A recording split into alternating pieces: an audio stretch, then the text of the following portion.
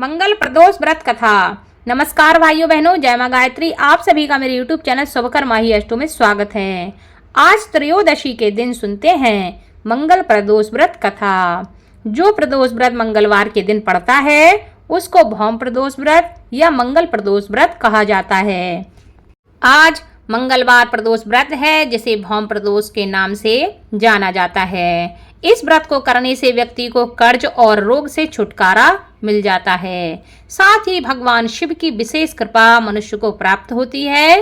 मंगल प्रदोष व्रत को करने से मांगलिक दोष से भी मुक्ति मिलती है। इस दिन भगवान शिव और माता गौरी की पूजा शाम के समय की जाती है। ऐसा करने से व्यक्ति के समस्त कष्ट दूर होते हैं और व्यक्ति को जीवन में सुख समृद्धि और आरोग्य की प्राप्ति होती है। मंगलवार प्रदोष व्रत के कथा के अनुसार एक समय की बात है कि एक नगर में एक वृद्धा रहती थी जिसका एक ही पुत्र था।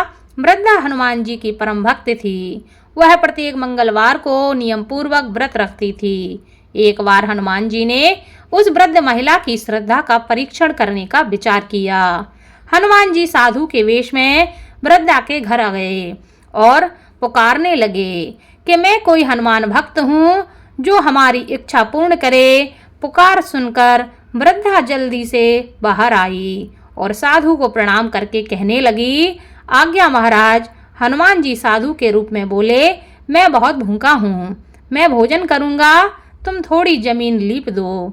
वृद्धा दुविधा में पड़ गई और हाथ जोड़कर कहने लगी, लीपने और मिट्टी खोदने के अलावा आप कोई दूसरी आज्ञा दें तो मैं अवश्य पूरी करूंगी।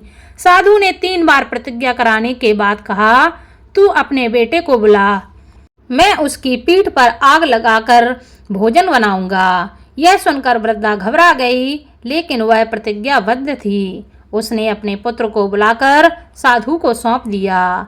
वेशधारी साधु हनुमान जी ने वृद्धा के हाथों से ही उसके पुत्र को पेट केवल लिटवाया और उसकी पीठ पर आग जलवाई। आग जलाकर वृद्धा बहुत दुखी मन से अपने घर लौट आई।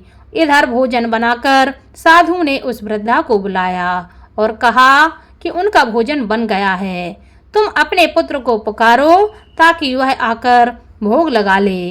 इस पर वृद्धा कहने लगी, उसका नाम लेकर मुझे और कष्ट न दे। लेकिन साधु महाराज नहीं माने तो वृद्धा ने अपने पुत्र को आवाज दी। वह अपनी माँ के पास आ गया। अपने पुत्र को जीवित देखकर वृद्धा को बड़ा ही आश्चर्य हुआ और वह साधु के चरणों में गिर पड़ी। तब हनुमान जी ने उस वृद्धा को अपने वास्तविक रूप के दर्शन दिए और वृद्धा को भक्ति का आशीर्वाद दिया।